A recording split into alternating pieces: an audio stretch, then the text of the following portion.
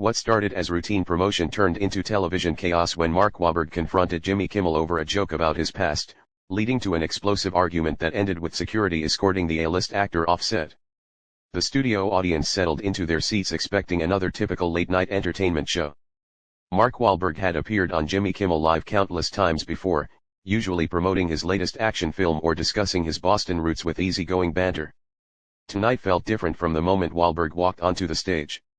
Kimmel opened with his usual monologue, but something in his demeanor seemed more aggressive than usual. When he introduced Wahlberg, there was an edge to his voice that seasoned viewers might have caught. "Ladies and gentlemen, please welcome Mark Wahlberg, who's here to tell us about his new movie and hopefully not beat anyone up backstage." The audience laughed, but Wahlberg's smile faltered slightly as he took his seat. He'd dealt with jokes about his troubled youth for decades, but something about Kimmel's delivery rubbed him wrong. Still, he maintained his composure, settling into the guest chair with practiced ease.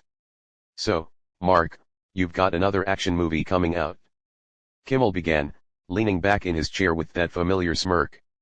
"At 53, when do you think you'll finally retire from pretending to be tough on screen?" Wahlberg's jaw tightened almost imperceptibly. "Well, Jimmy, I think as long as audiences want to see authentic stories about real people overcoming real challenges, there's always going to be a place for that kind of filmmaking." "Authentic stories," Kimmel repeated, his tone dripping with sarcasm. "Right, because nothing says authentic like a millionaire actor from Dorchester pretending he's still connected to the streets." The studio fell uncomfortably quiet. Even the band members exchanged glances. This wasn't the usual playful ribbing that characterized most celebrity interviews. There was genuine malice in Kimmel's voice. Wahlberg leaned forward slightly, his voice remaining controlled but firm. "Jimmy, I've never pretended to be something I'm not. I've been very open about my past, the mistakes I made, and how I've worked to make amends." "Oh, yes, the redemption arc," Kimmel continued, seemingly oblivious to the tension he was creating. "Tell me, Mark, do you think your victims from back in the day watch your movies and think, 'Oh, good. The guy who gave me permanent vision problems is now worth $300 million. The reference to Wahlberg's 1988 assault conviction hit like a sledgehammer. Wahlberg's publicist sitting in the green room immediately reached for her phone. This was crossing every line of professional conduct in the entertainment industry. "Jimmy, that's completely inappropriate," Wahlberg said, his Boston accent becoming more pronounced as his anger rose. "I was 16 years old. I served my time. I made direct amends to the people involved, and I've spent 35 years trying to be a better person." "Have you though?" Kimmel pressed, clearly enjoying the discomfort he was causing. "Because from where I sit, it looks like you just got rich and famous enough that people stopped caring about what you did." The audience was dead silent now. Camera operators were getting signals from producers in the booth, unsure whether to keep rolling or cut to commercial.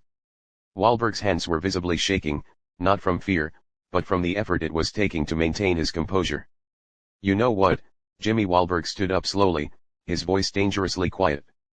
"I came here tonight to talk about a movie that employs hundreds of people, supports dozens of families, and tells a story about second chances. But instead, you want to drag up the worst moment of my life for cheap laughs." Kimmel seemed to realize he'd gone too far, but his ego wouldn't let him back down. "Hey, I'm just asking the questions people want answered. Isn't that what journalism is about?" "Journalism?" Wahlberg's voice rose for the first time. "This isn't journalism, Jimmy. This is a hit job. And frankly, coming from someone who built their career on making fun of people who can't fight back, it's pretty rich." The tension in the studio was now so thick it was almost visible. Audience members were shifting uncomfortably in their seats, unsure whether they were witnessing entertainment or a genuine breakdown in professional courtesy. Security personnel had quietly moved closer to the stage area. Kimmel's face flushed red. He'd always prided himself on being able to handle difficult guests, but Wahlberg's controlled fury was unlike anything he'd encountered. The actor wasn't yelling or causing a scene in the traditional sense, but his quiet intensity was somehow more intimidating than any outburst would have been. "Mark, maybe we should take a break," Kimmel suggested, finally recognizing that the situation was spiraling out of control. "No, Jimmy, let's not take a break," Wahlberg replied, his voice steady, but filled with barely contained rage. "Let's finish this conversation." The studio light seemed to burn brighter as the two men stared at each other across the desk. Kimmel's usual confident demeanor was beginning to crack, but his pride kept him from backing down. He glanced nervously at his cards, then back at Wahlberg, who remained standing, towering over the seated host.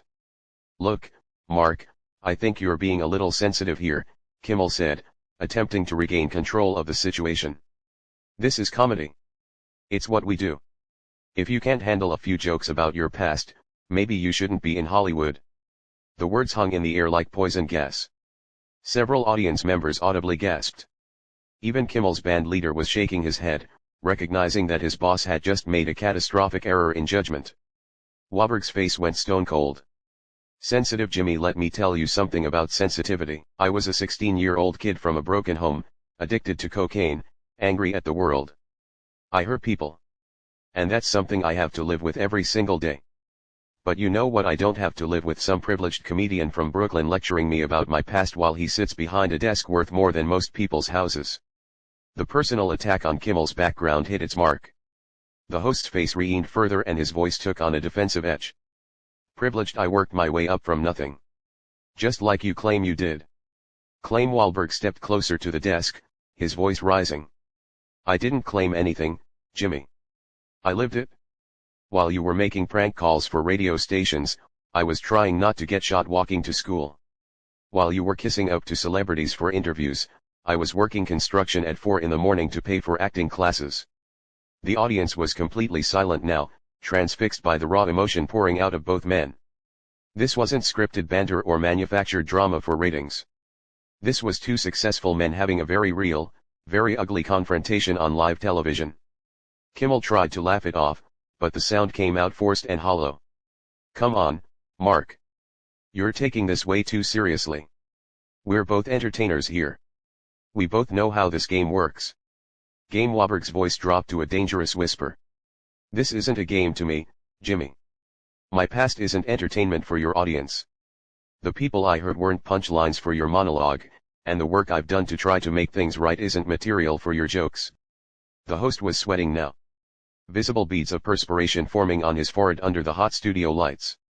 His writers in the booth were frantically gesturing, but he couldn't see them. He was trapped in this moment with an increasingly angry movie star and no clear way out. "You want to know what's really funny, Jimmy?" Wahlberg continued, his voice gaining momentum. "You sit here every night making jokes about other people's lives, other people's struggles, other people's mistakes.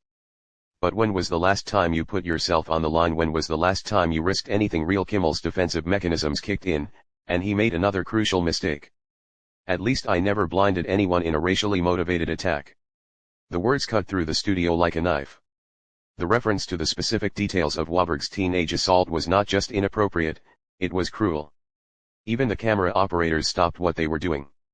Unsure whether they should continue filming, Wahlberg's entire body went rigid, his hands clenched into fists at his sides, and for a moment, everyone in the studio held their breath, wondering if they were about to witness something truly explosive. "Get up," Wahlberg said quietly. "What?" Kimmel's voice cracked slightly. "I said, get up. Stand up and say that to my face like a man instead of hiding behind your desk like a coward." Kimmel remained seated, his bravado finally beginning to crumble. "Mark, I think we should really take that break now. Stand up." Wahlberg's voice boomed through the studio, causing several audience members to jump in their seats. "You want to talk about my past? You want to make jokes about the worst thing I ever did? Then have the courage to do it while looking me in the eye.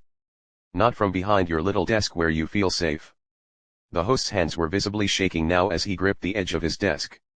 His security team was getting ready to intervene, but they were unsure how to handle a situation where the guest was demanding the host stand up rather than trying to physically attack him. "You know what your problem is, Jimmy?" Wahlberg continued, his voice carrying across the silent studio. "You've spent so many years hiding behind jokes and sarcasm that you've forgotten how to be a real person. You think being funny gives you license to be cruel. You think entertainment excuses cruelty." Kimmel finally found his voice, though it came out smaller than usual. "I'm just doing my job, Mark." "Your job?" Wahlberg laughed, but there was no humor in it.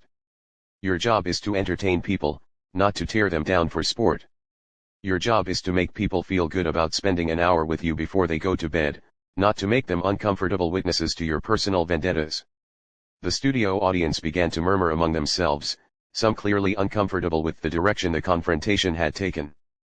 A few people in the front rows were checking their phones, already posting about what they were witnessing. The producers in the control room were having heated discussions about whether to cut to commercial or let the train wreck continue. Kimmel finally stood up, but his movement was shaky and uncertain. Face to face with Wahlberg, the physical difference between them was stark. The host looked smaller, diminished, while the actor's presence seemed to fill the entire stage area. "You think you're better than me," Kimmel shot back, his voice aching on a desperate edge. "You think because you've made some movies and donated some money that erases what you did, that makes you some kind of saint." Wahlberg shook his head slowly, his expression one of disgust rather than anger now. "I never said I was better than anyone, Jimmy, but I know the difference between accountability and exploitation. I know the difference between owning your mistakes and profiting from other people's pain." "Oh, spare me the philosophy lesson," Kimmel snapped, his composure completely gone now. "You're an actor who got lucky. You read lines other people write and pretend to be other people for a living. Don't lecture me about authenticity." The insult to Wahlberg's profession was the final straw for many in the audience. Several people stood up to leave, clearly disgusted by their host's behavior. The energy in the room had shifted completely. What had started as entertainment had become something ugly and personal. "You know what, Jimmy, you're right about one thing," Wahlberg said, his voice becoming dangerously calm again. "I do read lines other people write, but at least when I'm playing a character, I'm honest about it. You've been playing a character for so long that you've forgotten who you really are underneath all the makeup and scripted jokes." Kimmel's face was now bright red, veins visible on his forehead. "Get out of here, Mark. Just get out." "Oh, now you want me to leave?" Wahlberg's voice rose again. "After you ambushed me with personal attacks, after you tried to humiliate me on national television, now you want to dismiss me like I'm some nobody who wandered onto your stage." The security team was now positioned at the edges of the stage, ready to intervene if the situation escalated further. But Wahlberg wasn't making any threatening moves. His anger was purely verbal, which somehow made it more devastating. "You invited me here tonight," Jimmy Wahlberg continued, his voice carrying clearly through the stunned studio. "You asked me to come on your show to promote my work, to give your audience something interesting to watch, but instead of doing your job as a host, you decided to try to destroy me for your own entertainment." Kimmel was breathing heavily now, clearly overwhelmed by the situation he had created. "I was just asking tough questions. That's what good interviewers do. Tough questions." Wahlberg's laugh was harsh and bitter. "Tough questions are about my work, my process, my choices as an actor and producer. Tough questions aren't personal attacks designed to humiliate your guest. You didn't ask me anything. You just threw accusations and insults." The studio was so quiet that every word echoed clearly. Even the band had stopped playing background music, leaving nothing but the sound of two men having the kind of argument that usually happens in private. "And you know what the really sad part is?" Jimmy Wahlberg's voice dropped to almost a whisper, but it carried throughout the silent studio. "You're actually talented. You're funny when you want to be. You can be charming and entertaining. But somewhere along the way, you decided that being cruel was easier than being creative." The personal nature of the critique seemed to hit Kimmel harder than any of the previous insults. His eyes welled up slightly, though whether from anger or something else was unclear. "Don't you dare try to psychoanalyze me," Kimmel said, his voice breaking slightly. "You don't know anything about me or what I've been through." "You're right. I don't," Wahlberg replied. "Because you hide behind your jokes and your sarcasm and your fake smile. You never let anyone see who you really are. At least I've been honest about my failures. At least I've admitted when I was wrong and tried to make it right." The confrontation had reached a level of personal intensity that made everyone in the studio uncomfortable. This wasn't entertainment anymore. It was two successful men stripping away each other's public personas and revealing something raw and painful underneath. Kimmel suddenly slammed his hand down on his desk, the sound echoing through the studio like a gunshot. "Enough. This is my show. These are my cameras, my studio, my audience. You don't get to come here and lecture me about how to do my job." Wahlberg stepped back slightly, not from fear, but from surprise at the host's outburst. "There it is," he said quietly. "The real Jimmy Kimmel, not the funny guy, not the charming host, just an insecure bully who can't handle being called out for his behavior." The words hung in the air like a final judgment. Kimmel's face went from red to pale in seconds, as if the blood had drained from his entire body. He looked around the studio desperately, searching for support from his band, his writers, anyone who might validate his position, but all he found were uncomfortable stares and disappointed faces. "You want to know what's really pathetic?"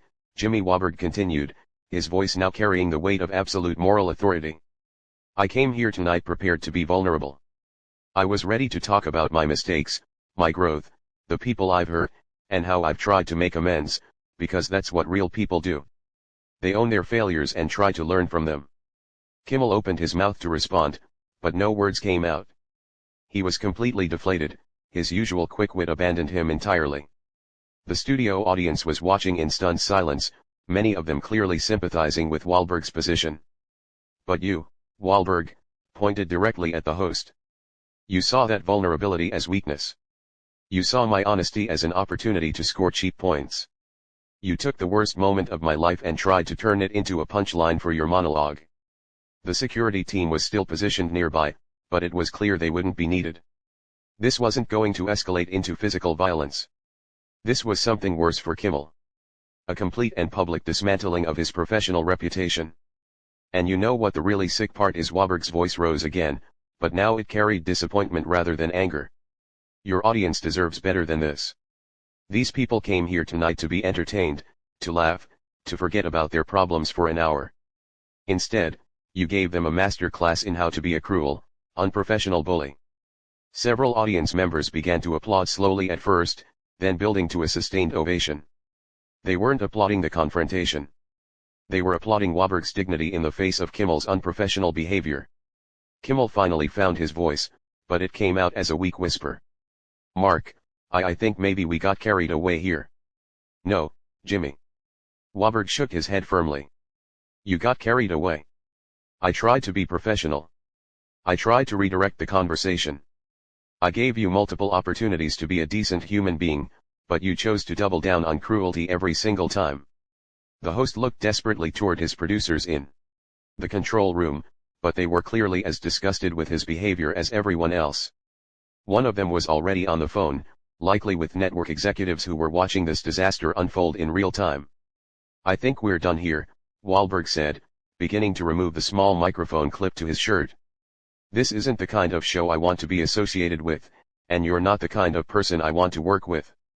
Kimmel made one last desperate attempt to salvage the situation. "Mark, wait. Can't we just know?" Wahlberg cut him off sharply. "We can't just anything. You made your choice tonight, Jimmy. You chose to be petty and cruel instead of professional and respectful. You chose to attack a guest instead of entertaining your audience. And now you get to live with the consequences of that choice." The actor handed his microphone to a nearby sound technician and began walking toward the exit. The audience erupted in applause again, this time standing and cheering for Wahlberg's dignified exit. As he reached the edge of the stage, Wahlberg turned back one final time. "You know, Jimmy, I really hope you learned something from this, because if you don't, you're going to find yourself very alone in this business very quickly. People in Hollywood might tolerate a lot of things, but they don't tolerate bullies who attack their guests." With that, Mark Wahlberg walked off the Jimmy Kimmel Live stage, leaving behind a host who looked completely broken and an audience that was still applauding his departure. The studio fell into an uncomfortable silence as Kimmel stood alone behind his desk, staring at the exit through which his guest had just walked.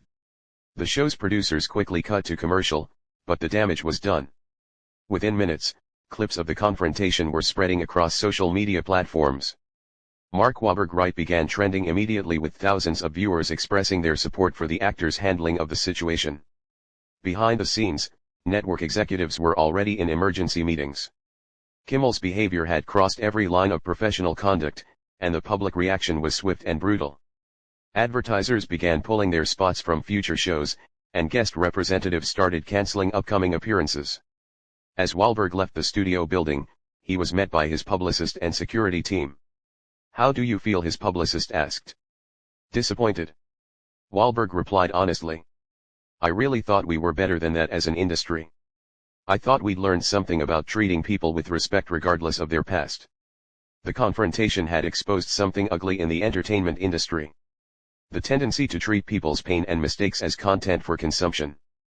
but it had also shown that sometimes when someone stands up for dignity and respect, people will support them. By morning, the incident had become a watershed moment in late-night television, sparking conversations about professional conduct, the treatment of guests, and the responsibility that comes with having a platform.